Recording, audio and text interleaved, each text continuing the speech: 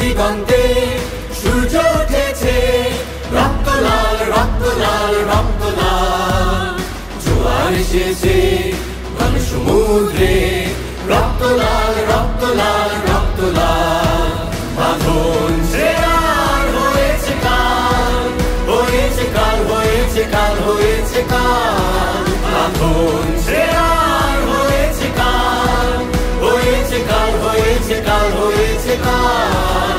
জোয়ার এসেছে ঘন সমুদ্রে, রক্ত লাল রক্ত লাল রক্ত লাল।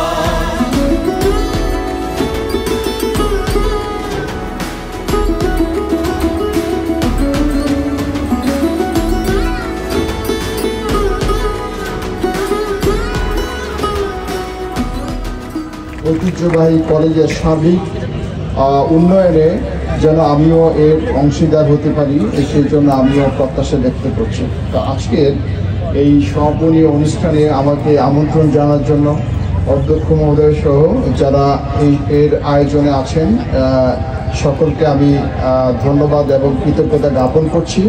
যদিও এটা আমার প্রথম এখানে আগমন, এত চমৎকার একটি ক্যাম্পাস। আমি ভবিষ্যতে যখন এখানে সুযোগ হয় অবশ্যই দ্বিতীয়বার এই ক্যাম্পাসে আসবো, সেই প্রত্যাশা আমি ব্যক্ত করছি।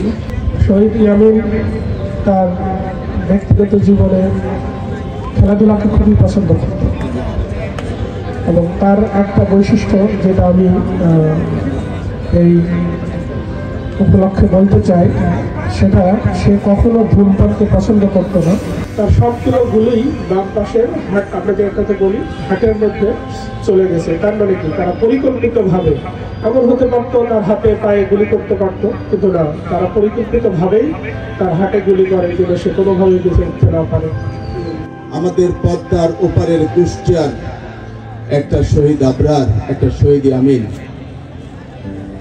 আবরার বুয়েটের ছাত্র, সে জীবন দান করে এদেশের তরুণদেরকে জাগিয়ে দিল। শহীদ ইয়ামিন জুলাই আন্দোলনের প্রথম প্রহরেই জীবন দান করে শহীদ আবরারের পথ অনুসরণ করল। এদেরকে অনুসরণ করে হাজারো তরুণ রাস্তায় জীবন দান করতে কুণ্ঠাবোধ করেনি।